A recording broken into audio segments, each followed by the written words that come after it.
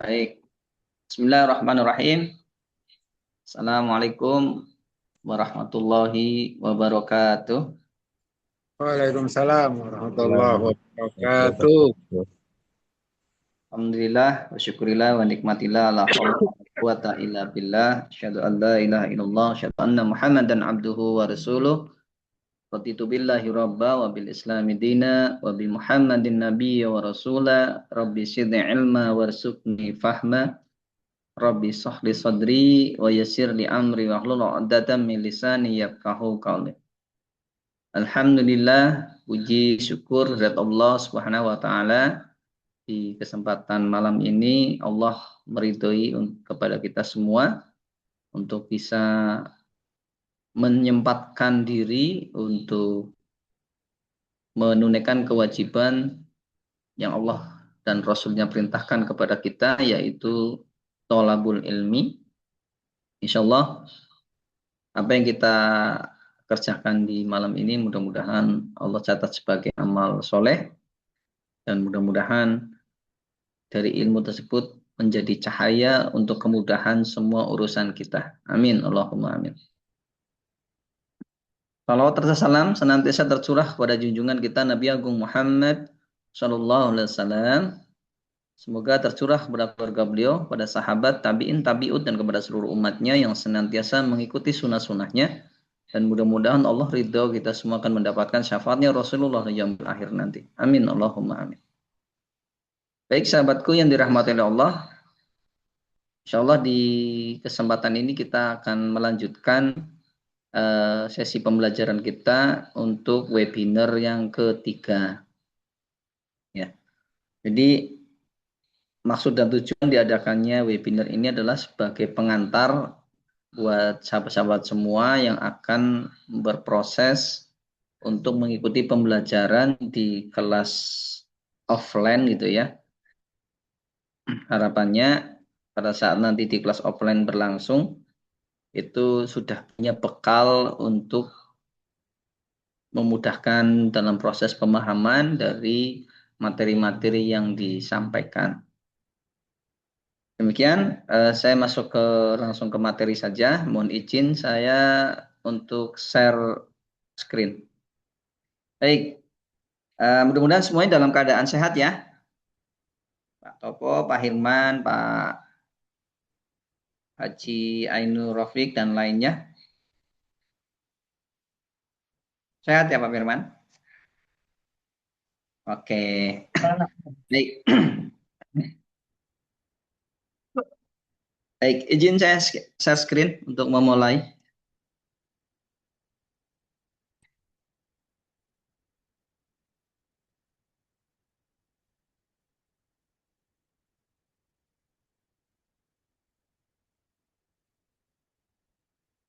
Baik, ini adalah sesi ketiga ya, sesi ketiga. Di untuk melanjutkan pembelajaran yang kemarin.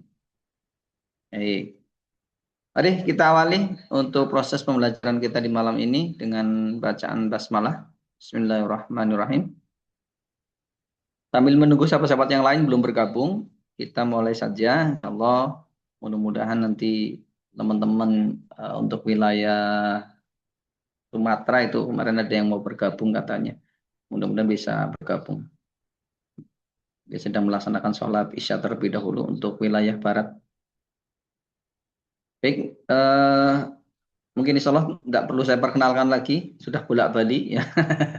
Sudah bolak-balik saya berkenalan gitu ya. Oke, kita langsung aja. Cuma ada tambahan ini ya. Jadi saya khawatir berbicara tentang kompetensi saya sebagai seorang coach, tapi tanpa menunjukkan bukti gitu ya. Nanti dikira asbun. Ini adalah sertifikat untuk fundamental coach yang saya selesaikan di bulan Januari. Nah, sekarang lagi dalam proses masuk kelas lanjutan. Baik. Nah, sekali lagi saya tetap disclaimer ya untuk sahabat semua, karena apapun yang saya sampaikan, kalau ilmu itu hanya menjadi satu inputan saja dan disimpan di memori otak tanpa ada implementasinya, maka eh, tidak akan bisa mendapatkan buah dari pembelajaran ilmu tersebut. Jadi insya Allah sahabat semua akan mendapatkan manfaat dari proses pembelajaran ini bila sungguh-sungguh mengikuti dan mengamalkan setelah memperoleh ilmu tersebut. Baik, tadi saya sampaikan ini di grup ya, bahwa segala sesuatu eh, menjadi baik itu diawali dari why. Mengapa? Mengapa saya harus bebas utang riba? Mengapa saya harus menyelesaikan utang saya? Mengapa saya harus bersegera untuk berhenti dari aktivitas utang ribawi? Ya. Jadi segala sesuatu yang kita lakukan dengan memahami alasan dasarnya itu akan menjadi lebih kuat pondasinya dibandingkan yang mereka melakukan aktivitas hijrah dari utang riba atas dasar, mohon maaf, satu, karena mengalami keterpurukan, karena usahanya lagi tidak baik-baik saja, karena tidak punya uang, gitu kan ya. Itu boleh-boleh saja menjadi alasan, akan tetapi itu tidak menjadi alasan dasar kenapa kita hijrah dari utang riba, gitu ya. Itulah kenapa segala sesuatu kita harus memahami eh, alasan dasarnya sehingga kita punya motivasi yang lebih kuat dibandingkan alasan-alasan yang lain, begitu ya. Apakah karena tidak punya uang, apakah usahanya mengalami kebangkrutan, ataukah usahanya mengalami penurunan, itu alasan kesekian. Tapi kita harus mendapatkan alasan utama yang menjadikan kita nanti akan bisa bertahan pada saat proses hijrah itu berlangsung. Gitu. Kalau orang yang sudah menemukan alasan dasarnya kenapa dia harus hijrah, maka dia insya Allah akan mampu bertahan dan dia akan menjadi pemenang. Gitu. Ya, itulah fungsinya. Di pembelajaran yang lalu kita sudah mempelajari terkait dengan jebakan utang ya, jebakan utang. Soalnya nggak perlu saya ulang lagi karena sudah dijelaskan di episode pertama ya. Dan bagi teman-teman yang belum menyaksikan materi ini jebakan utang yang terlihat rasional ya, itu ada di YouTube ya, ada di YouTube, bisa dicari di sana ya. Oh maaf, kita lanjut aja. Nah, ini yang tadi saya sampaikan bahwasanya untuk berhijrah dari utang riba itu butuh perjalanan yang lumayan panjang. Tidak bisa kita dalam waktu cepat ingin menyelesaikan utang tanpa memahami tadi why-nya dulu. Kenapa saya harus berhenti dari utang riba sementara usaha saya masih jalan. Nah, itu kan. Nah, disinilah langkah-langkah ini yang harus diikuti perlahan, termasuk kita mengadakan edukasi untuk webinar untuk ketiga kalinya juga salah satu adalah sebagai upaya langkah pertama, yaitu memperbaiki pemahaman. Karena selama ini menggunakan pemahaman yang tidak sesuai dengan kaidah-kaidah hukum-hukum Islam, maka untuk bisa mengganti pemahaman yang lama itu harus diganti dengan pemahaman yang baru. Kalau dulu tidak sesuai dengan Islam, maka pemahaman yang kita inputkan, yang kita install ke dalam proses berpikir seorang muslim itu adalah diawali dengan pemahaman benar terlebih dahulu. Nah, yaitu dengan memberikan pengetahuan. Jadi dari proses pengetahuan itu lanjut akan masuk kepada pengalaman. Kalau dipraktikkan, kalau diamalkan, maka selama pengetahuan yang didapat itu tidak dilaksanakan dalam aplikasi nyata, maka selama itu juga dia tidak akan memiliki pengalaman. Ya, jadi hanya sebatas mengetahui, tapi tidak memiliki pengalaman. Karenanya, dia tidak akan bisa memaknai proses hijrah tersebut. Begitu, ya. Pengetahuannya ada, tidak diterapkan, maka dia tidak bisa memaknai proses hijrah tersebut. Apa hasilnya? Maka tidak ada hasil di sana. Gitu, ya. Oke, bisa dipahami ya?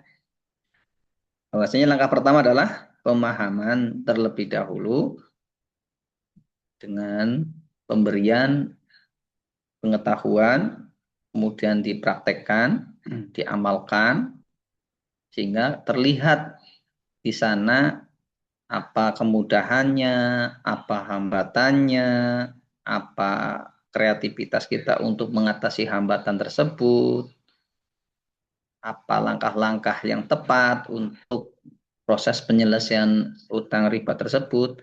Nah, dari situ kita bisa memaknai proses tersebut. Gitu ya. Nah, dari proses tersebut itulah nanti akan terjadi perubahan keyakinan. Ternyata proses penyelesaian utang riba bisa kok, kan gitu ya. Nah, tidak seperti yang beredar di informasi-informasi yang ada di masyarakat gitu ya. Ternyata bisa kok dan banyak orang sudah sukses kok. Nah, gitu. Sampai di situ nanti. Maka dia akan terus berupaya untuk memperjuangkannya. Dia akan terus bertahan dalam proses penyelesaian utang riba tersebut. Kemudian dia akan bertahan sampai dengan dia mendapatkan hasil. Artinya apa? Artinya dia akan menjadi pemenang, memiliki prestasi dalam proses tersebut. Gitu ya. Ada tahapannya, ada tahap.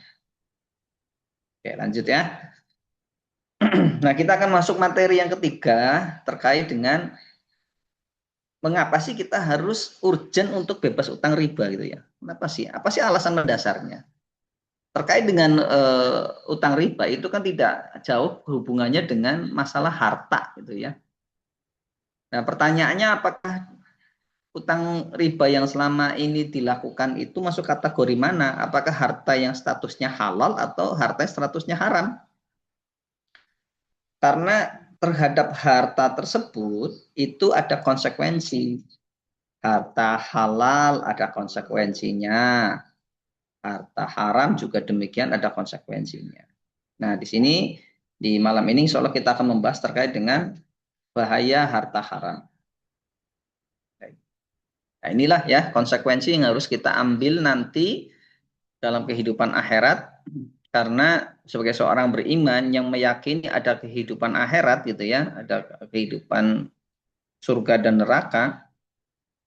Mohon maaf ya, disclaimer nih saya, bagi yang beriman terhadap kehidupan akhir.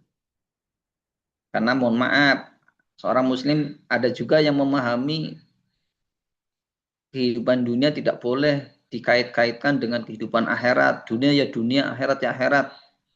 Nah, ini adalah pemahaman yang batil ya. Karena kehidupan dunia bagi seorang yang beriman itu adalah ladang. Ladang untuk berbuat amal kebaikan yang nanti linier akan kita petik di yaumil akhir nanti. Pada saat yaumil hisab. Apa dalilnya? Ini di Quran Surat Al-Baqarah ayat 48. Dan jagalah dirimu Saya baca ayatnya. A'udzubillahi minasyaitonirrajim. Bismillahirrahmanirrahim. Wattaqu yawma la yawma la tajri nafsun an nafsin syai'aw wa la yuqbalu minha syafa'atu wa la yukhadu minha adlu wa lahum yunsyarun. Dan jagalah dirimu dari azab hari kiamat yang pada hari itu seorang tidak dapat membela orang lain walau sedikit pun, dan begitu pula tidak diterima syafaat dan tebusan darinya, dan tidaklah mereka akan ditolong. Artinya apa? Di sini ada azab di hari kiamat. Ini kan masalah keimanan. Di azab atas apa? Nah, bagi mereka yang tidak beriman terhadap hari akhir kan tidak akan meyakini hal ini. Tapi bagi seorang Muslim yang beriman dan bertakwa meyakini bahwa kehidupan akhir itu ada hisab, yang dimana kalau dia dosanya lebih banyak akan diazab oleh Allah. Dan bagi mereka yang beruntung amal kebaikannya lebih banyak akan diberikan tempat yang mulia, yaitu surganya Allah. Maka dari situ kita memahami bahwa di kehidupan di dunia itu adalah ladang untuk berbuat kebaikan. Karena itu kita harus memahami mana yang tidak sesuai atau yang jalan yang bertolak belakang dengan kehidupan akhirat. Maka kita harus bersegera mengambil jalan yang selaras, yang tujuannya adalah mengarah kepada kehidupan akhirat yang abadi. Ya, begitu. Baik. Di hadis riwayat Tirmidzi, "Ata'zulu qadama abdi yaumal qiyamati hatta yus'ala an umrihi fima afnahu wa ana ilmihi fima fa'ala wa an malihi min ainak tasabahu wa fima anfaqhuhu wa an jismihi fima ablahu." Tidak akan bergeser dua telapak kaki seorang hamba pada hari kiamat sampai dia ditanya, dimintai pertanggungjawaban tentang umurnya kemana dihabiskan, ya, tentang ilmunya bagaimana dia mengamalkannya, tentang hartanya dari mana diperolehnya dan kemana dibelanjakannya, serta tentang tubuhnya untuk apa digunakan. Artinya apa? Di kehidupan akhirat ada hisab. Apa yang dihisab adalah semua aktivitas perbuatan kita yang kita jalankan selama kehidupan di dunia. Ya, sekali lagi kalau ada yang mengatakan bahwa kehidupan dunia itu tidak ada hubungannya dengan kehidupan akhirat, itu adalah pemahaman yang batil. Ya, karena dalilnya sangat banyak yang mendukung bahwasannya amal perbuatan kita yang ada di dunia ini akan dihisab di yaumil akhir nanti. Baik. Nah, kita masuk pembahasan 5 harta haram. Yang pertama, itu dipikul di pundak orang yang memilikinya. Yang kedua, doanya tidak akan dikabulkan. Nah, ini ya konsekuensi harta yang diperoleh adalah masuk dalam kategori harta haram. Yang ketiga, tidak berpahala jika disedekahkan. Tubuh orang yang memiliki harta haram lebih layak masuk neraka. Yang kelima, harta haram yang ditinggalkan oleh seseorang akan menjadi bekalnya ke neraka. A'udzubillah min dzalik. Oke. Yang pertama, kita belajar tentang pengertian harta haram.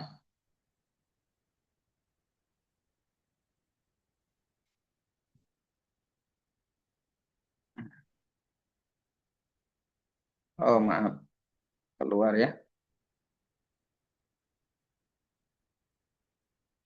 Pengertian harta haram. Yang kedua, macam-macam harta haram. Yang ketiga, wajib hijrah menuju harta halal. Yang keempat, dalil bahaya harta haram. Oke, kita masuk ke yang pertama, pengertian harta haram. Apa itu harta haram? Harta haram adalah setiap harta yang diharamkan syariah, dalam ini adalah syariah Islam, atas seorang muslim untuk memiliki dan memanfaatkannya. Ya, kita ambil dari hukum-hukum harta haram, Syekh Abbas Ahmad Muhammad Albas, halaman 39.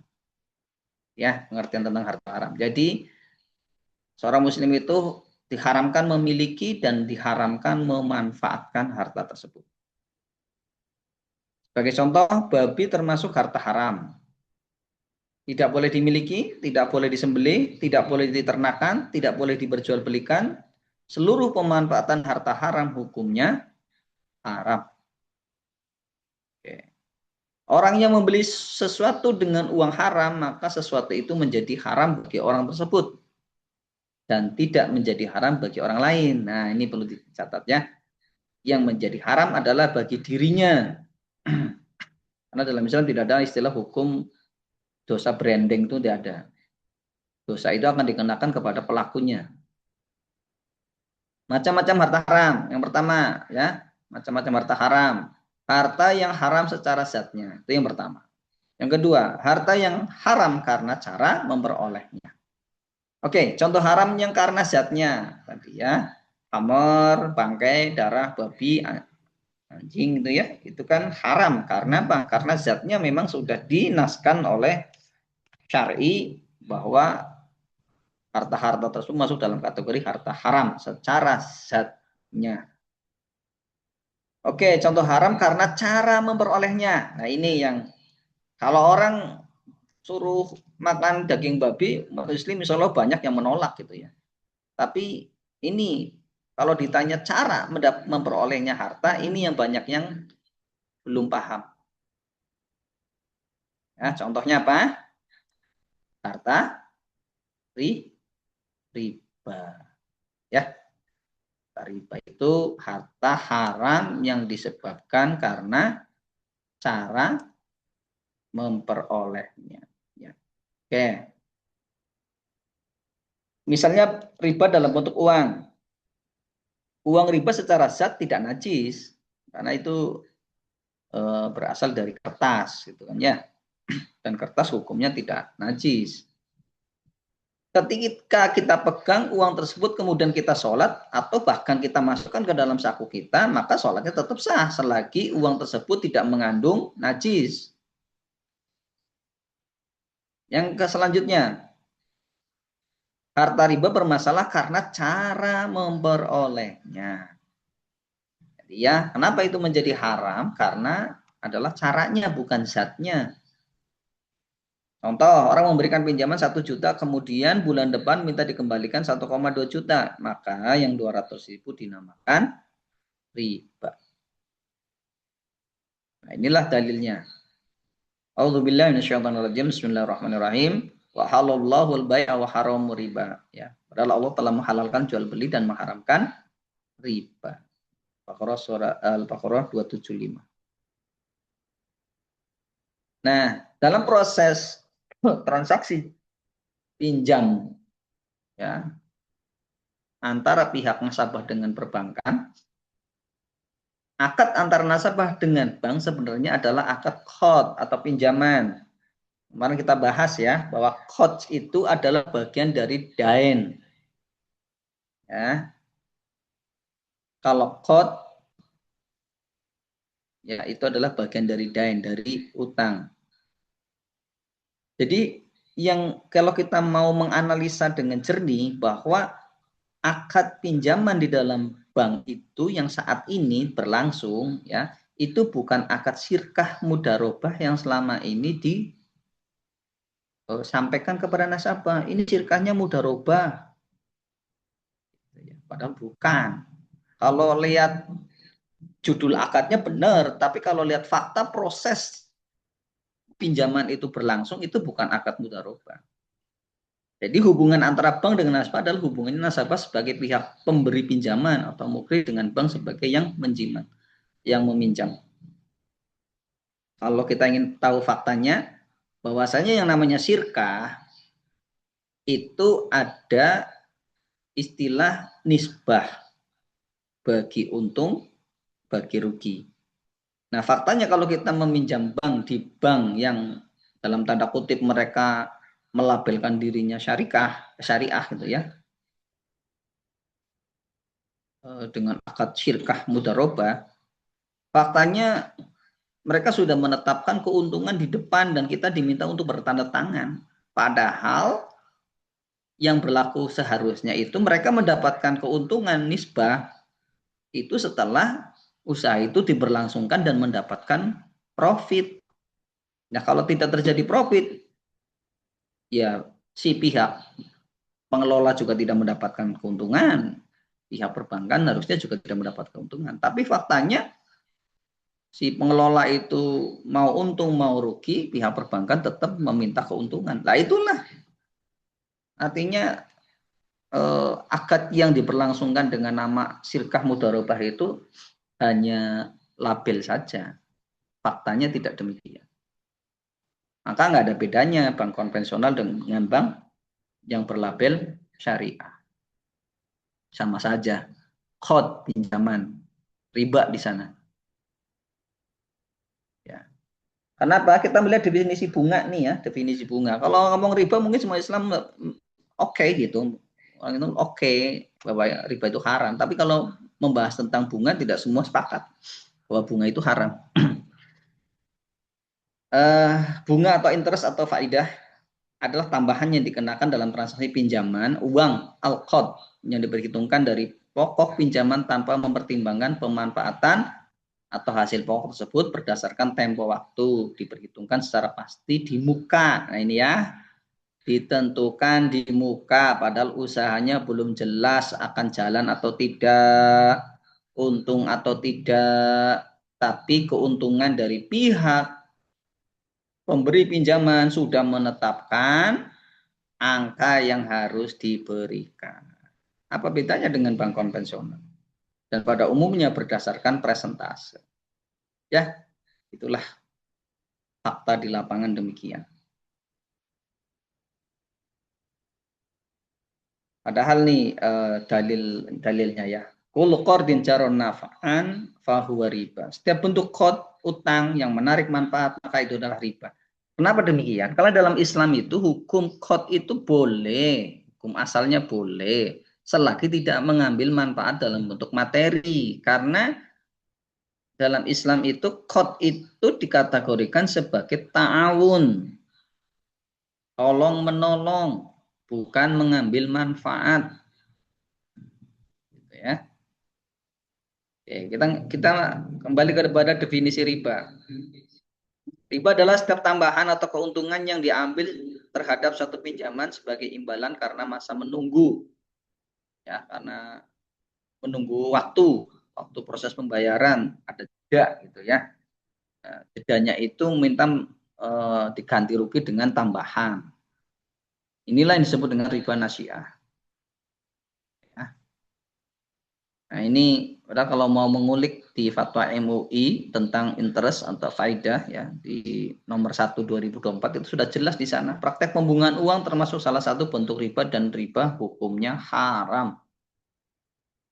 Cuman di bank yang labelnya syariah itu kan di otak atik di mana kelihatan supaya bukan bunga, tapi fakta sesungguhnya proses yang berlaku ya bunga-bunga juga, bukan syirkah. Jauh api dari panggang. Nah, ada yang mengatakan kami kan nasabah bukan pemakan riba. Nah, kita sampaikan nih hadis riwayat Muslim nih. La'ana Rasulullah sallallahu alaihi wasallam akila riba wa maukilahu wa katibahu wa syahidaihi wa qalahum sawa'un. Rasulullah sallallahu alaihi wasallam melaknat pemakan riba, yang mengambil riba, yang membayar riba, yang menjadi pencatat, dan dua orang yang menjadi saksi. Dan beliau bersabda mereka itu sama dosanya. Ya. Contoh lain harta haram karena cara memperolehnya. Harta judi, harta suap, harta riswah, harta curian, mengambil harta orang lain secara diam-diam, harta rampasan, gozab ya, mengambil harta orang lain secara paksa. hasil rampasan. Ya, ingat, harta haram itu pertama tidak boleh dimiliki, tidak boleh dimanfaatkan. Saya gambarkan demikian, sahabatku semua. Andai kan saya datang ke satu mall, niat saya bukan untuk belanja atau jalan-jalan di mall, tapi niat saya adalah karena saya punya kemampuan untuk sebagai curamor gitu ya, mencuri kendaraan gitu ya. Maka dalam waktu singkat saya bisa mengambil salah satu kendaraan bermotor. Lalu saya bawa pulang. Pertanyaannya, setelah saya berhasil membawa kendaraan sepeda motor, status sepeda motor itu apakah terus dengan otomatis menjadi milik saya? Pasti tidak. Kenapa? Karena cara memperolehnya tidak sesuai dengan kaidah. Kaidah apa? Kaidah Islam. Mengambil barang yang bukan miliknya masuk dalam kategori pencuri. Kan? Artinya apa? Walaupun saya sukses mengambil motor dan dibawa pulang ke rumah, tetap saja statusnya itu bukan motor saya, tapi motor milik orang yang memiliki kendaraan tersebut. Gitu ya. Artinya apa? Saya tidak punya hak atas motor tersebut. Karena apa? Karena cara memperolehnya tidak sesuai dengan kaidah yang ditetapkan oleh hukum Islam, syariat gitu ya. Nah, gitu. Lalu keesokan harinya motor tersebut saya gunakan untuk mengantar istri saya pengajian. Kira-kira boleh nggak? Nah, Mas Firman, ayo jawab. Boleh nggak? Atau masih di mute atau itu suaranya itu boleh nggak Mas Firman? Kira-kira boleh Pak? Motor Boleh malah. motor Dari motor segi, motor curian. iya, Nah, itu statusnya motor siapa itu? motor orang. Motor orang. Berarti bukan hak saya ya? Bukan hak saya. Oke. Terus esok harinya saya gunakan buat ngantar istri pengajian. Kira-kira boleh nggak? Udah tahu malah. Tidak boleh. Kenapa? Kan tadi kembali ke awal, itu bukan harta saya, itu bukan milik saya. Iya kan? Ya. Iya. Itulah harta haram tuh begitu. Seandainya istrinya tidak tahu gimana Pak? Ya kan yang nggak tidak tahu istrinya, yang tahu kan kita. Ya wujud. Makanya yang berdosa siapa ya, bukan istri yang berdosa, ya kita, wong kita yang tahu, kita yang melakukan. Tadi yang saya sampaikan bahwa dosa itu tidak branding gitu ya, tidak berlaku Iya. branding. Dosa itu sesuai faktanya, siapa yang melakukan dia yang kena dosanya. Tapi bukan berlaku pada dosa kifayah ya. Dosa kifayah mah tetap aja berlaku pada semua yang bertanggung jawab terhadap pelaksanaan hukum kifayah tersebut. Tuh. Jadi gitu ya, Mas Firmannya lebih mudahnya ya. Jadi sepeda motor yang saya ambil dengan cara yang tidak halal itu termasuk dalam kategori harta haram. Dan harta haram itu saya tidak punya hak untuk memanfaatkannya. Betul? Iya. Karena bukan motor saya. Kan gitu kan gampangannya. Oke. Ya. Harta haram itu haram dimiliki dan haram dimanfaatkan. Maka wajib hijrah meninggalkan harta haram menuju harta halal. Itu solusinya begitu. Prinsip yang harus kita yakini, ketaatan kepada Allah SWT akan membawa kebaikan atau kemaslahatan. Yang kedua, setiap dosa termasuk memiliki dan memanfaatkan harta haram akan mengakibatkan keburukan atau kemudorotan. Nah, ini lagi-lagi saya menyampaikan ini kaitannya dengan akidah, dengan keyakinan, keimanan kita. Itu kan? Kalau menganggap bahwa aktivitas riba yang termasuk dalam kategori adalah dosa dan menganggap itu baik-baik saja, dipertanyakan keimanannya. Kan begitu. Ini kan masalah keimanan. Kalau mana Allah dan Rasulnya sudah mengatakan bahwa riba itu haram, dan kita mendeklarasikan dirinya dengan asyhadu an la ilaha illallah wa asyhadu anna muhammadar rasulullah, tapi faktanya dalam kehidupan sehari-hari tidak taat tunduk patuh kepada Allah dan Rasulnya, ya perlu dipertanyakan keimanannya ya. Demikian. Maka hijrah dari riba itu bukan sekedar karena tidak bisa bayar, bukan karena bangkrut, bukan karena nggak punya uang, tapi masalah keimanan. Keimanan. Iya, ya. Nah, inilah kenapa kita harus tadi memahami, kita hijrah dari riba itu harus memahami why-nya, alasan dasar kita untuk hijrah itu apa. Why-nya apa gitu. Kalau cuma sekedar karena tidak bisa bayar itu ya nanti kalau sudah punya bayar lagi gitu kan, riba lagi kan begitu ya. Tapi kalau masalah ya, keimanan insya Allah tidak akan mengulangi lagi. Ya, baik. Inilah perhatikan ya hal-hal yang disebabkan karena harta haram itu ya. Hidup sempit dan buta. A'udzubillahi minasyaitonirrajim. Faman ittaba'a hudayya fala yazillu wa la yashqa. Wa man a'rada an dzikri fa innalahu ma'isyatan donka wa nahsyuruhu yaumal qiyamati a'ma. Barang siapa yang mengikuti petunjukku, ia tidak akan sesat dan tidak akan celaka. Artinya apa? Taat tunduk patuh pada Allah dan Rasulnya, insya Allah tidak akan celaka. Dan barang siapa berpaling dari peringatanku, ya sudah ada peringatan wa ahallallahul bai'a wa haramu riba, oh tetap aja jalan gitu kan ya. Ada kesempatan korupsi, ada kesempatan suap gitu ya. Ada kesempatan judi. Maka sesungguhnya baginya penghidupan yang sempit. Itu kata Allah, bukan kata saya. Dan kami akan menghimpunkannya pada hari kiamat dalam keadaan buta. Ya, sebagaimana tadi saya tuliskan di grup itu ya, bahwasanya harta itu tidak menjamin seseorang itu menemukan kedamaian. Karena dalam Islam, standar kebahagiaan itu bukan diukur dengan materi. Tuh. Ya. Kalau andai kan kebahagiaan itu yang jadi alat ukurnya adalah materi, harta, maka artinya apa? Orang yang tidak punya harta nggak boleh bahagia dong. Betul, Mas Firwan? Iya. Iya, gitu ya. Kalau kebahagiaan itu diukur dengan kecantikan, kegantengan, walhasil berarti apa? Yang tidak ganteng, tidak cantik, nggak boleh bahagia gitu ya? Iya. Kalau kebahagiaan itu diukur dengan kepandaian, kecerdasan, artinya Banyak apa? yang Iya, bagi mereka yang tidak pandai, yang tidak cerdas, berarti nggak boleh bahagia gitu. Ya, itu harus ya. belajar. Jadi mengukur kebahagiaan itu atas dasar materi. Itu pemahaman yang batil.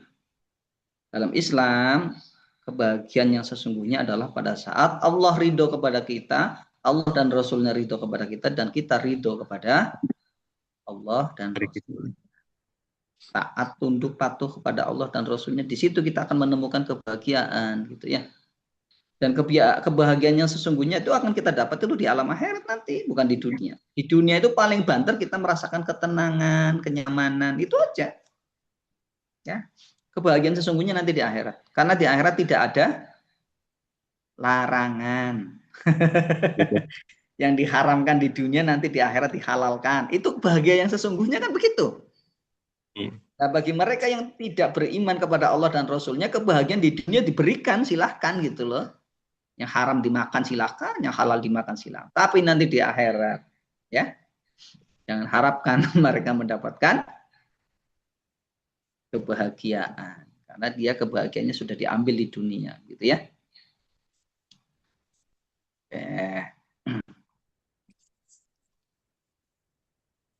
Falyahdari ladina yukhallifuna an amrihi an tusibahum fitnatun aw yusibahum adzabun alim. Maka hendaklah orang-orang yang menyalahi perintah Allah dan Rasul-Nya takut akan ditimpa fitnah atau cobaan atau ditimpa azab yang berat. Nah, ini lagi-lagi nih urusannya adalah urusan iman, urusan akidah. Ya. Orang yang memahami ini adalah orang yang paham dengan akidahnya. Dia sudah bersahadat asyhadu an la ilaha illallah wa asyhadu anna muhammadar rasulullah, dan dia paham konsekuensi dari syahadat tersebut. Jadi bukan sekedar syahadat itu di bibir saja, tapi amal perbuatannya seharian itu bertolak belakang dengan aturan Allah dan Rasulnya. Naudzubillah min dzalik. Tafsir Jalalain Quran surat An-Nur ya, ayat 63 adalah dalam ayat ini orang yang menyimpang dari perintah Allah dan Rasulnya di dunia bisa mendapatkan fitnah, cobaan, atau jika di dunia selamat, di akhirat ditimpa azab yang pedih. Ya, itu yang namanya istidraj ya. Bagi mereka yang di dunia itu tenang-tenang saja, dimudahkan, nyaman, tentrem gitu ya. Tapi jangan salah, maka di akhirat akan ditimpa azab yang pedih. Naudzubillah min dzalik. Artinya ada kemungkinan orang yang di dunia banyak bermaksiat, bekerja di sektor-sektor ribawi seperti bank, asuransi, pegadaian, hidupnya di dunia tidak ada masalah, bahkan berkelimpah harta banyak ya, badannya sehat, uangnya banyak, bisa pelesiran ke luar negeri gitu ya. Tetapi jangan salah, di akhirat dia akan mendapatkan siksaan dari Allah Subhanahu wa taala. Nauzubillah min dzalik. Kunci keberkahan.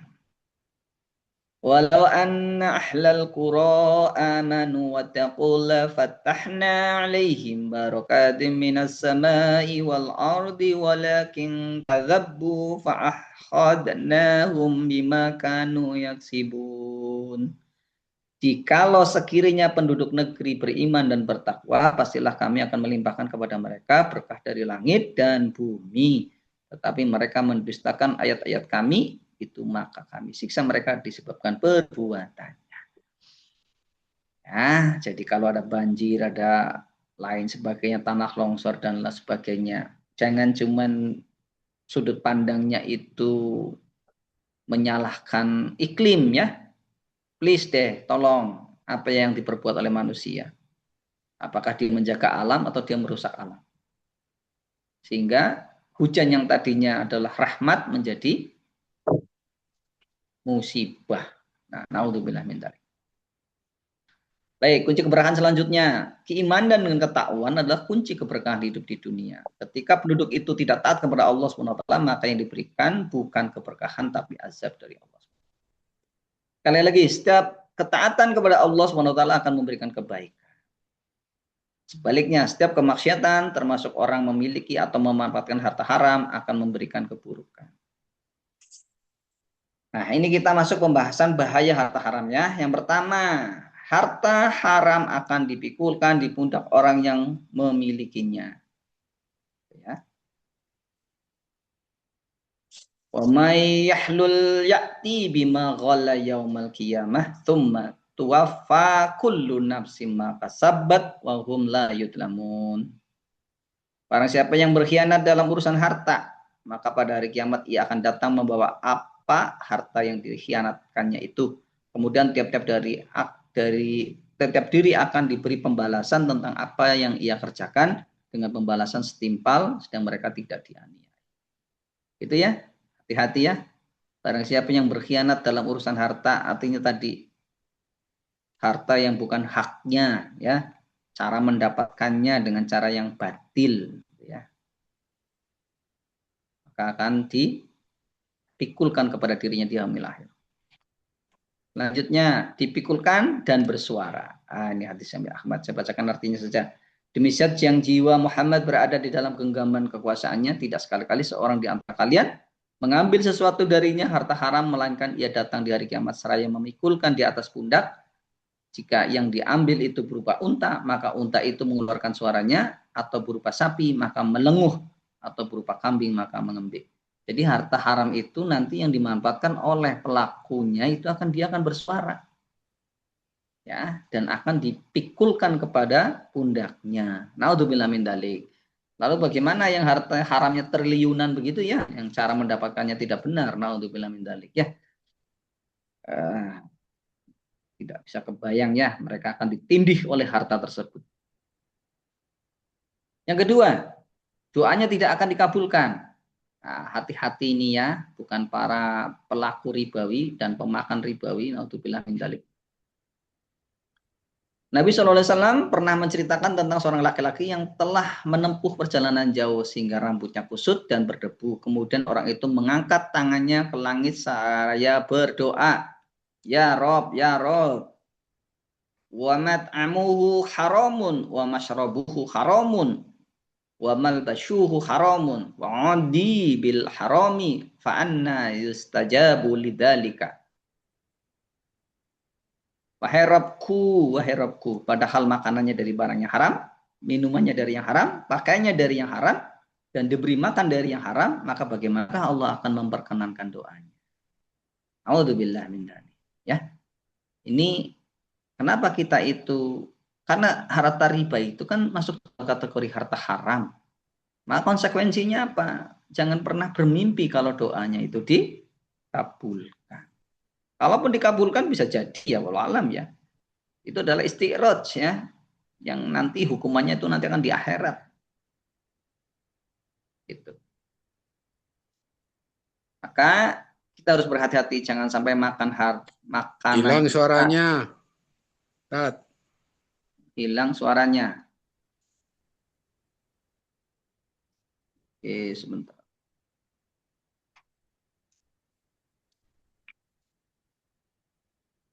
Sini ada suaranya, Pak. Halo? Suara saya terdengar dengan baik? Ya, sini ada, Pak. Pak Sutopo? Pak Sutopo. Tadi yang nggak dengar.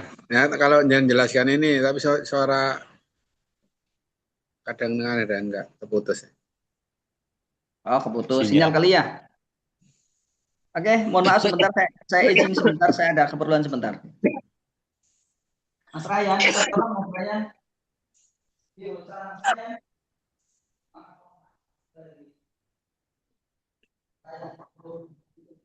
Sebentar Mas. Sebentar ya. Goda Ciwadak kayak apa nih? Baik, maaf. Saya ada usur sebentar tapi. Kita lanjut ya. Pak Topo, dengar suara saya? Ya, oke. Baik. Bagus, ketika makanan kita, minuman kita, pakaian kita ada yang haram, lalu kita berdoa, maka doa kita tidak akan dikabulkan.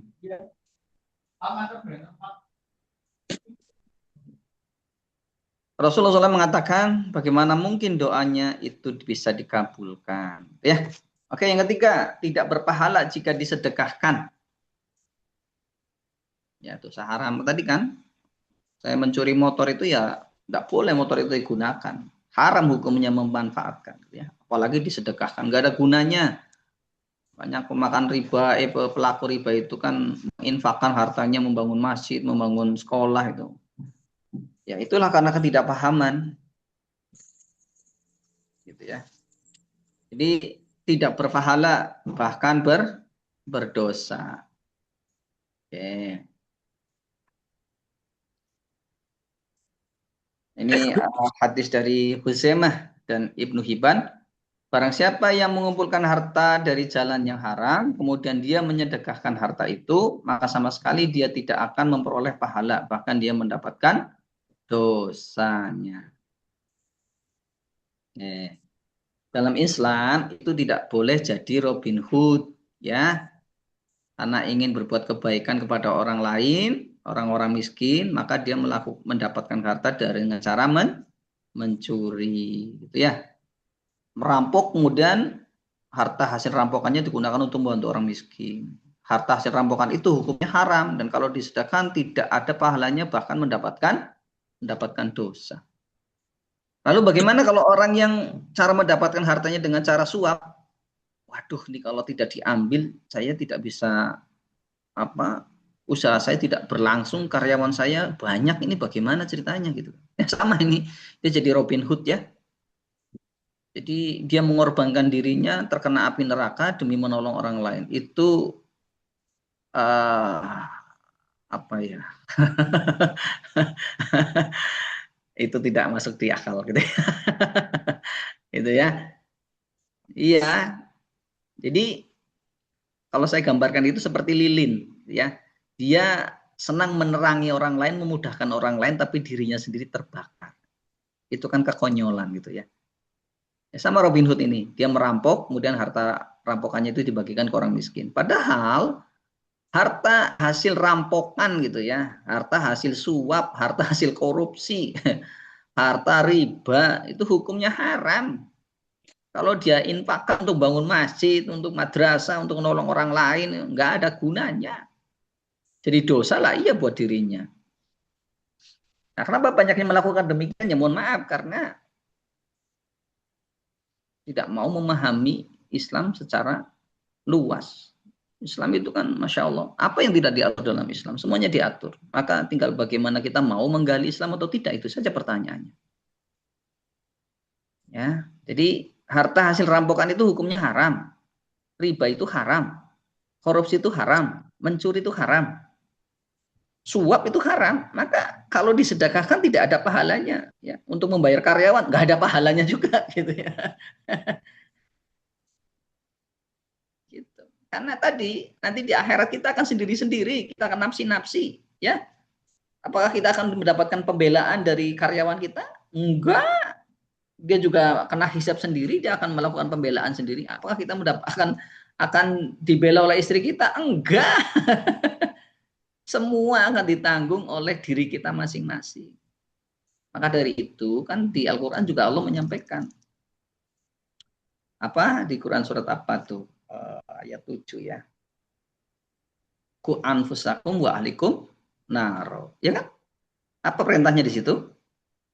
Jagalah dirimu terlebih dahulu, baru keluargamu. Kan gitu.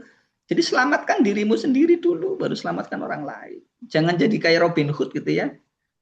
Seorang pimpinan perusahaan melakukan suap demi untuk membayar karyawan. Nah itu, aduh, gagal paham itu. Yang keempat, tubuh orang yang memiliki harta haram lebih layak masuk neraka. Naudzubillah min dzalik. Ya, tubuh orang yang memiliki harta haram lebih layak masuk neraka. Rasulullah menyampaikan riwayat Ibnu Hibban, ya, ya Ka'bu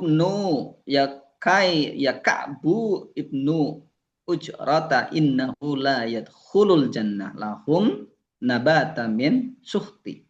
Wahai Ka'ab bin Ujrah, sesungguhnya tidak akan masuk surga daging yang tumbuh dari makanan yang haram. Naudzubillah min dzalik ya. Nah ini kan harta haram, harta riba itu kan yang pertama kan masuk kepada diri kita, yang kedua masuk kepada anak istri kita, keluarga kita kan. Coba. Sementara ada nas sabda Rasul yang menyatakan demikian. Pertanyaannya apakah kita sebenarnya sayang sama keluarga kita atau enggak? Nah kan? Gitu. Nah ini di redaksi lain hadis riwayat Imam Tirmidzi. Wahai Ka'ab bin Ujrah, tidaklah daging manusia tumbuh dari barang yang haram kecuali neraka lebih utama atasnya. Satu maksud beda redaksi ya hadisnya. Jadi daging yang tumbuh dari harta haram itu kata Rasul itu lebih layak itu masuk neraka ya. Lebih layak dibakar api neraka. Naudzubillah min dzalik. Oke, sekarang 5. Harta haram yang ditinggalkan oleh seseorang akan menjadi bekal ke neraka. Nah, ini kan. Hartanya itu bukannya menolong dia, tapi justru akan menjadi bekal ke neraka. Seorang hamba yang mencari harta dari yang haram, kemudian dia menginfakkannya, maka tidak akan mendapatkan keberkahan. Dan kalau dia sedekahkan, tidak akan diterima sedekahnya. Dan kalau dia tinggalkan belakangnya atau meninggal dunia, pasti harta yang haram itu akan menjadi bekalnya ke neraka. Na'udzubillah min dzalik. Ya. Nah, inilah harta bahaya harta haram ya. Satu, dipikul di pundak orang yang memilikinya. Doanya tidak akan dikabulkan. Tidak berpahala jika disedekahkan. Tubuh orang yang memiliki harta haram lebih layak masuk neraka. Ya. Harta haram yang ditinggalkan oleh seorang menjadi bekalnya ke neraka. Nah, inilah tadi yang saya maksudkan, bahwa kita dalam mengambil keputusan untuk hijrah dari riba itu memahami apa, Mas Irwan? Memahami apa? Paham ya, Why? Pak? Why? Why? Mengapa saya harus hijrah dari riba? Dari riba. Iya. Jadi alasannya bukan karena apa? Tidak bisa bayar. Karena tidak bisa Iya. bayar. Iya. Bukan karena usahanya turun. Bukan karena kebangkrutan. Tapi karena apa? Karena hijrah. Iya. Karena iman. Ya. Karena Ya, berubah. akidah. Iya, tadi terkait dengan harta yang didapatkan itu tidak ada manfaatnya sama sekali. Begitu ya. Itu alasan mendasar bahwa kita kenapa harus hijrah. Itu adalah masalah iman. Kita sebagai seorang muslim, kita harus Harus tunduk beriman. patuh. Iya, tunduk patuh pada apa yang diperintahkan, apa yang dilarang oleh Allah dan Rasulnya. Dan Rasulnya. Baik, ya. Kewajiban hijrah menuju harta haram. Menuju harta halal. Ya, kewajiban hijrah menuju harta halal. Alam. Lebih luas hijrah artinya meninggalkan segala sesuatu yang dilarang oleh Allah Subhanahu wa taala. Rasulullah bersabda, "Wal muhajiru man hajaro manahallahu anhu." Orang yang berhijrah adalah orang yang meninggalkan larangan-larangan Allah. Ya, segala bentuk yang dilarang oleh Allah itu maksudnya adalah hijrah. Gimana? Siap meninggalkan harta haram? Mas Firman, siap? Oke, ya. Siap, Pak. Iya, haruslah seorang orang beriman harus siap meninggalkan harta haram demi kehidupan akhirnya. Caranya gimana? Banyak cara ya. Kalau kita berkaitan dengan utang riba ya silahkan pilih jalan yang mana. Mau belajar langsung dari teman pengusaha hijrah utang riba boleh. Belajar melalui membaca buku sukses hijrah dari utang riba dipraktekkan, ditekuni, ya diamalkan melalui informasi media sosial boleh. Banyak cara ya, Mas Firman. Iya, Ya, banyak cara. tinggal kita mau atau tidak ya. Itu pilihan ya. Belajar sukses bebas utang riba secara online, webinar, tutorial hijrah riba boleh ya. Mengikuti program seminar sukses bebas dari utang riba boleh. Ini masalah uslub saja ya. Masalah wasilah saja, masalah cara saja ya. Kalau mau ngikutin acaranya MBA boleh, kita punya cara. Kita punya caranya Mas Irwan ya. Mudah-mudahan Iya. sukses ya di Kalimantan ya. Kandungan Alhamdulillah, Sulawesi mudah-mudahan, Pak. Selatan. Ayo Mas Firman, kita sukseskan acara di Kalimantan tanggal 14-15 Februari 2026 ya. Mudah-mudahan, Pak. Ya. Harus. Allah. Ya, dikuatkan lagi. Pak Hirman mana Pak Hirman ini? Pak Hirman. Oke ya, on schedule ya. Beliau lagi. Pak Topo on schedule ya. Oke, terima beres saya. Oh, saya terima beres. Oke lah. Ya, teman-teman ini yang Kalimantan, yang wilayah Kalimantan mungkin ya, yang dekat dengan Kalimantan atau boleh yang Jawa mau Kalimantan juga sudah disiapkan jemputannya dari bandara gitu ya. Tidak Siap, usah Pak, khawatir. siap. Oke. On schedule ya, tanggal Oke. 14-15 Februari ya, Kalimantan. Siap. Oke. Oke. Ya, Pak. Ya, mudah-mudahan Allah ridhoi lah ya. Amin. Semoga Allah lancarkan. Menjadi salah satu upaya kita untuk lebih dekat kepada Allah, membantu saudara-saudara kita untuk terbebas dari utang riba gitu ya. Amin. Amin ya rabbal alamin. Insyaallah semuanya akan membawa kebaikan kepada kita. Oke, lalu yang ini dekat Purwokerto ada juga nih ya. Kalau orang Purwokerto Pulau Jawa boleh lah ya. Kalau ke Kalimantan jauh gitu kan ya. Kalimantan jauh boleh, di Purwokerto juga ada, cuman beda 1 bulan ya, selisih 1 bulan, tanggal 17-18 Maret 2026. Kalau itu nanti sekitar berapa hari lagi nih di Kalimantan ya, tinggal 3 hari lagi ya, 3 atau 4 hari lagi kita di Kalimantan insya Allah. Nah ini kalau di Purwokerto iya nggak terasa ya.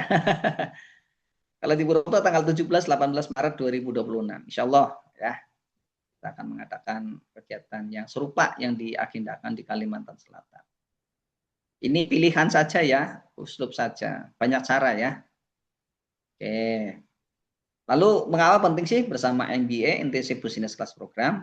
Ya, kita harus tahu dong apa yang menjadi kelebihan kenapa memilih MBA untuk mengikuti program penyelesaian utang riba itu ya. Yang pertama, belajar bersama praktisi. Jadi orang-orang yang pernah mengalami hal yang serupa ya. Jadi best practice, mentor dan business coach ya. Jadi artinya para pengusaha yang memang pernah menjalani aktivitas bisnisnya dengan riba dan alhamdulillah sudah terbebas dari permodalan riba dan mengembangkan bisnisnya sekarang tanpa riba. Oke, pembelajaran dengan menerapkan metode training, mentoring, dan coaching. Jadi sinergis, 3 metode diterapkan sekaligus, bukan cuma training saja. Ya, setelah kalau training saja begitu mengikuti acara dari di kelas, habis itu mereka pulang dibiarkan, bukan begitu. Jadi pada saat mereka itu training, pembelajaran selesai, kemudian di mentoring, bagaimana dikawal, difasilitasi untuk bisa proses penyelesaian utangnya. Dan ada hadiah juga ya, satu sesi coaching yang akan diberikan untuk mempertajam tujuan penyelesaian utang riba tersebut. Jadi kelasnya juga privat ya, nggak banyak-banyak lah, supaya lebih efektif, lebih fokus, terbimbing, dan orientasi kepada kebutuhan peserta, mengikuti tahapan mengembangkan usaha. Ya, oke. Jadi MBA ABC program fokus kepada kebutuhan dan kesusahan peserta. Ini benefit ya yang diberikan. Training dilaksanakan di hotel ya, karena memang kita membutuhkan kondisi pembelajaran yang kondusif gitu ya. Dan langsung kita nanti ada workshop juga pada saat materi-materi penyelesaian praktik ya, praktik penyelesaian utang riba nanti ada workshopnya. Nanti untuk modul pembelajaran diberikan supaya apa? Supaya nanti bisa juga digunakan untuk dipelajari lagi, diulang lagi, dan juga untuk bahan untuk dakwah gitu ya, dan untuk lebih memaham tentang aktivitas proses penyelesaiannya. Nanti modul akan diberikan. Selain itu, kita akan membuka juga mentoring dilaksanakan dengan cara apa? Dengan cara melalui online Zoom ya, 2 pekan sekali. Insya Allah nanti untuk harinya bisa didiskusikan. 2 pekan sekali kita akan pandu tahapan prosesnya udah sampai di mana, dan kalau ada kendala-kendala kita akan diskusikan di situ. Nah, untuk konsultasi di ruang WA itu kami buka silahkan kapan saja. Ya, kalau ada permasalahan yang mendadak mau konsultasi di ruang WA untuk diskusi juga silahkan, kita siapkan fasilitas ruang WA dan kita akan pandu di ruang WA tersebut. Nah ini ya yang tadi mentoring dilakukan untuk proses penyelesaian utang riba. Jadi akan dibimbing baik secara offline ataupun secara online. Secara online-nya tiap 2 pekan. Ya, nanti insya Allah juga akan ada bimbingan yang secara offline langsung ya untuk pemahaman Islam menjadi lebih baik, perbaikan akidah, pemahaman akidah menjadi lebih bagus, sehingga harapannya insya Allah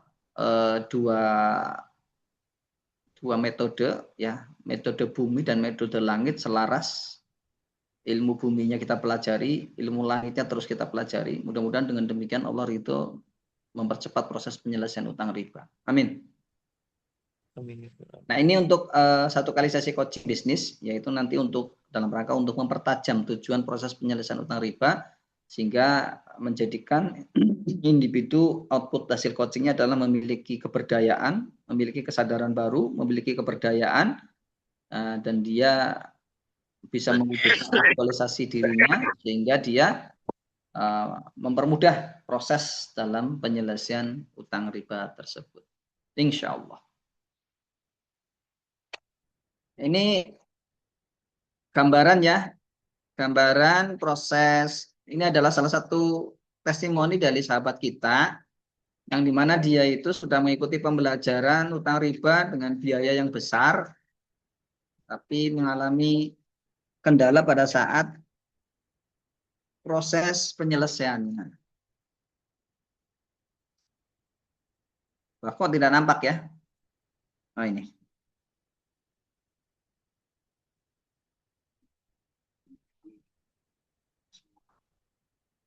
Kali ini saya ingin selama saya bisnis. Jadi perlu diketahui bahwa saya memiliki bisnis di bidang elektronik, alat dan pakaian muslim yang sudah berjalan sampai saat ini kurang lebih 20 tahunan. Dan tentunya kami sampai saat ini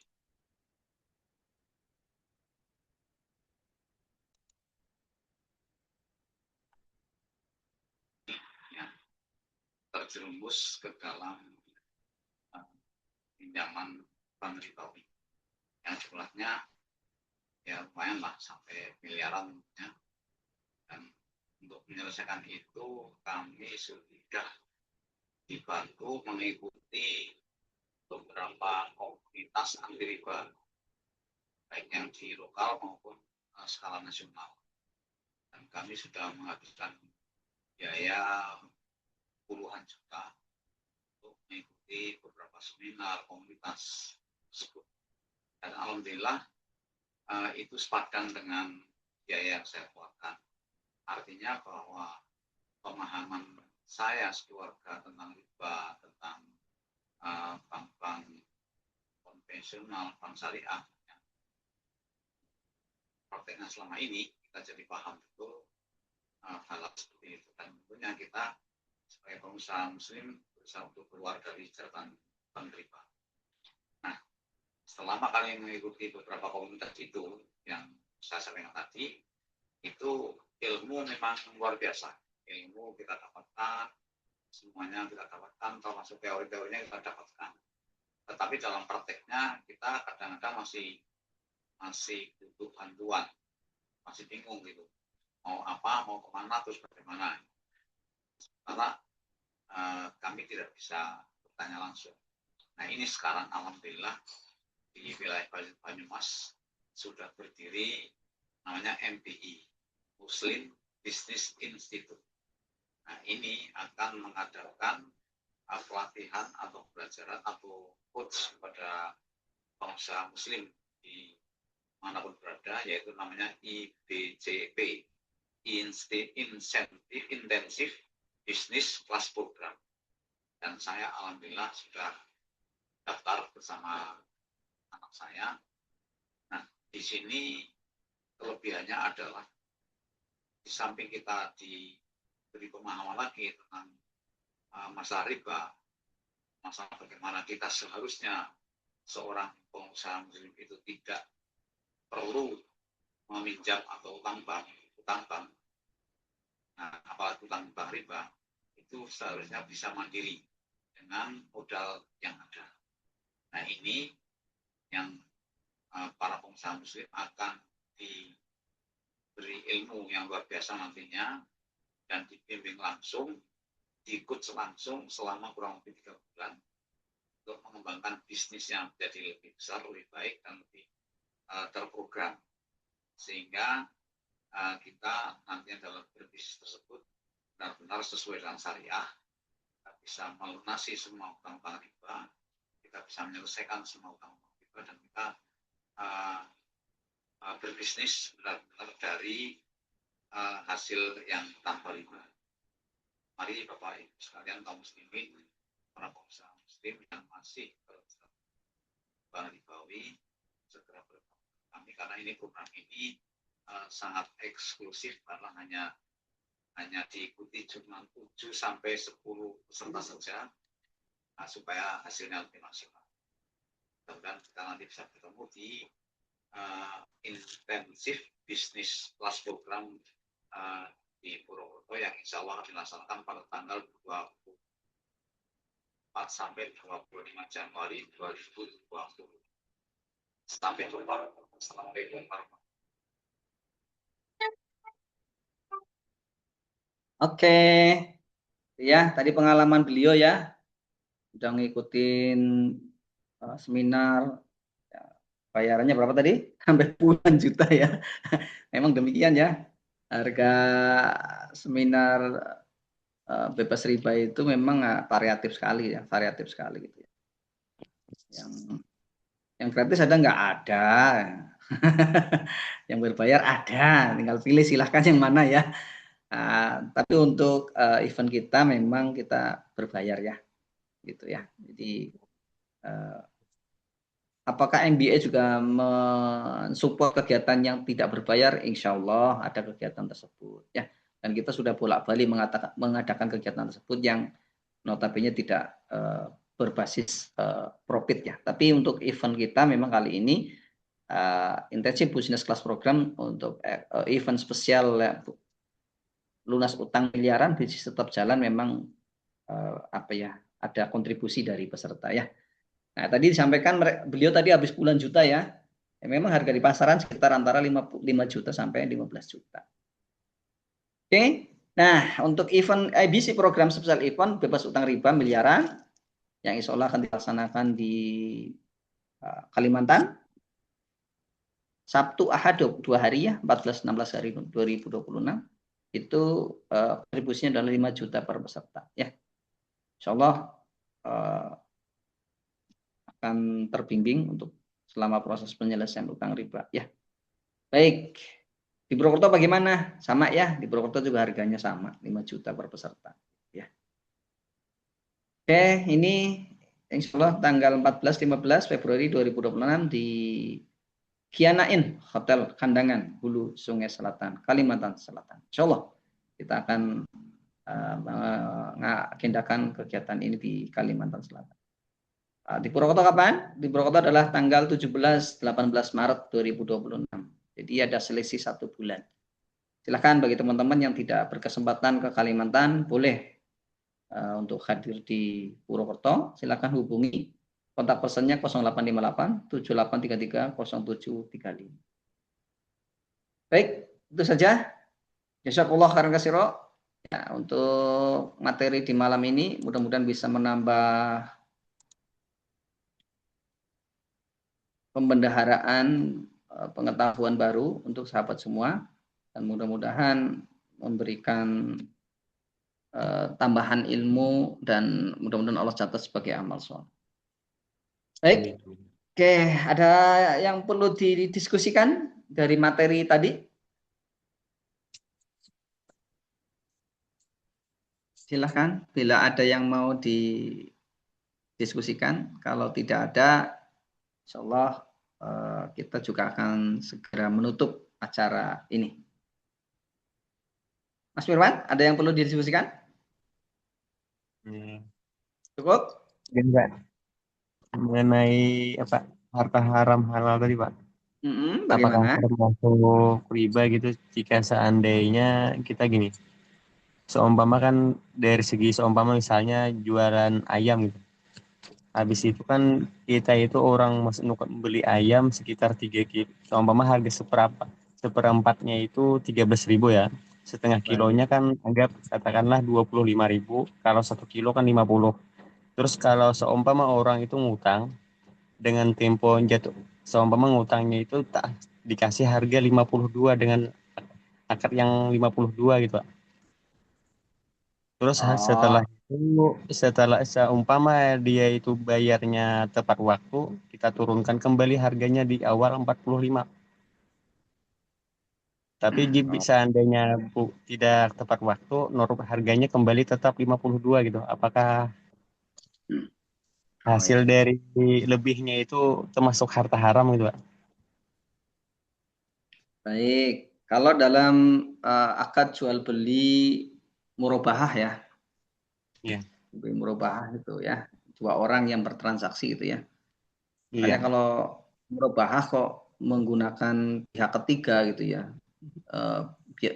Pihak pembiayaan itu kan leasing, maka itu bukan lagi murabahah itu ya. Itu menjadi status transaksinya bukan jual beli tapi justru transaksinya adalah pinjam utang. Ya, utang pinjaman uang, maka di situ terjadi proses ribawi di situ ada. Nah, kalau yang tadi saya sampaikan Mas Firman, saya menangkap demikian ya. Yeah. Mas Firman jualan dengan dua akad, satu cash, ditawarkan 2 akad, mau cash atau mau tempo begitu? Iya. Oke. Kalau cash bayarnya 50.000, kalau tempo bayarnya lebih dari 50.000 atau 60.000 mungkin lah gitu ya. 50. Lebih 50 ya. Lebih dari 50 batalnya gitu ya. Kalau cash Iya. berapa? Kalau cash berapa? Cashnya itu 45, bila 45. seumpama kredit ngutang 52 gitu. Oke, ya. Jadi dalam akad murabahah jual beli langsung Kenapa itu ya. suaranya? Suaranya hilang lagi. Iya. Oh, ini Dengar. di Martapura itu ke bawah angin kayaknya sinyalnya jadi. Sini banyak wali, jangan anu ya. Oh ya ya ya ya ya ya. Ya, mohon maaf, mohon maaf. Tidak bermaksud melawan. Gini Mas Firman, saya lanjut ya. Jadi dalam murabahah itu dibolehkan dua akad. Apakah cash atau bayar tempo. Dalam tempo itu artinya apa? Di kredit ya. Mau di DP dulu atau nanti sisanya belakangan. Boleh. Tapi tidak boleh dicampur-campur. Kalau mau ngambil akad cash, ya cash sudah. Tidak boleh terus langsung akad kreditnya ditawarkan, akad temponya ditawarkan, tidak boleh. Harus pilih salah satu. Kalau milihnya cash, ya cash. Udah. Tapi kalau memilihnya tempo, ya oke. Tidak masalah. Harus ngambil tempo. Satu akad. Tidak boleh dua akad. Tidak boleh dua akad digabungkan ya. Jadi kalau mau bayar cash, cash. Kalau mau bayar tempo, tempo. Gitu ya. Jadi kalau mau bayar tempo, ternyata orang itu bayarnya lebih awal, ya tetap sesuai akad awal. Jadi tidak boleh terus Mas Firman ngasih kebijakan, oh karena ini bayarnya lebih cepat, yang harusnya 40, harusnya 50, bayarnya jadi 47 aja. Tidak boleh. Harus tetap mau bayarnya lebih cepat, tetap aja karena akadnya itu sudah 40. Akad dari awalnya sudah 50. Ya, selesaikan dulu. Ya, selesaikan dulu. Oke, bayar sini 50. Setelah akad diberikan, kok Mas Firman terus mengembalikan ini bonus buat Anda, tapi itu lain sudah. Iya itu Bang. Itu yang maksud yang saya maksud. Itu masuk sedekah ya? Itu masuk sedekah, tapi harus selesaikan dulu akadnya, enggak boleh terus akadnya belum selesai Mas Firman membuat akad baru, enggak boleh. Iya. Ya. Selesaikan dulu sampai tuntas akadnya. Jadi enggak ada istilah namanya kalau sudah kalau di tempo bayarnya 50, tapi karena lebih cepat membayarnya terus langsung Mas Firman, enggak karena bayarnya lebih cepat, udah dikurangin aja. Enggak boleh begitu. Tetap 50. Ya. Perkara nanti Mas Firman transaksinya sudah selesai, uangnya sudah diterima, udah clear ya, clear, oke. Tapi saya pengen sedekah, itu akad baru muncul, itu terserah, itu sodakoh nanti dari Mas Firman ketemunya. Begitu Mas Firman? Iya paham. Yang dikhawatirkan tadi gini Pak, karena ini tepat waktu atau lebih cepat gitu kan, ya tadi takutnya mengandung unsur riba jadi dipotongkan gitu. Oh enggak, kita kan sesuai dengan akad yang disepakati bersama. Makanya dalam proses akad itu harus jelas di awal, gitu kan? Harus jelas. Jadi maka tadi ada dua akad. Ini mau cash atau mau tempo? Itu harus milih salah satu. Ya cash ya tempo, ya enggak boleh. Harus satu, gitu ya, satu akad. Begitu. Oke Mas Firman, bisa dipahami? Alhamdulillah paham Pak. Oke, ya. Kalau ada sesuatu yang perlu ini boleh di WA ditanyakan saja, enggak apa-apa. Nanti kita diskusikan di WA. Ada yang lain? Kalau tidak ada, saya cukupkan. Oke, cukup? Baik, kalau sudah cukup, saya cukupkan. Nanti buat teman-teman yang belum sempat hadir, nanti akan saya share untuk link YouTube-nya, nanti bisa melihat di YouTube ya. Berarti sudah ada episode 1, episode 2, episode 3 ada nanti di YouTube. Tinggal dicari saja di link YouTube-nya Muslim Business Institute ya, Muslim ada di situ. Ya, bahkan program-program bisnis juga ada di situ yang edukasi bagaimana cara mengembangkan usaha. Itu di situ sudah ada ya, sudah ada videonya di situ. Tinggal disimak saja. Baik, kita akhiri. sahabatku semua, terima kasih untuk kebersamaannya.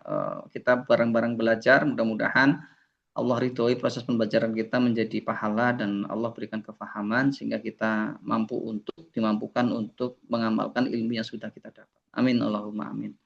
Mari kita akhiri majelis ini dengan membaca hamdalah dan doa kafaratul majelis. Alhamdulillahirabbil alamin. Subhanakallahumma bihamdika asyhadu an la ilaha illa anta astaghfiruka wa atubu ilaik. Mohon maaf bila ada banyak kata, banyak sikap yang tidak berkenan, mohon dimaafkan. Pak Hirman. Siap. Oke, mudah-mudahan Allah mudahkan ya agenda kita Amin. bisa terlaksana sesuai dengan rencana. Mudah-mudahan kita Amin. nanti banyak diskusi ya di Kalimantan. Ya, Siap. diskusi yang membangun, insya Allah. Amin. Oke, saya mohon izin undur diri. Mohon maaf bila selama proses pembelajaran ini ada hal-hal yang mengganggu ketidaknyamanan panjenengan semua. Terima kasih. Assalamualaikum warahmatullahi wabarakatuh. Waalaikumsalam warahmatullahi wabarakatuh.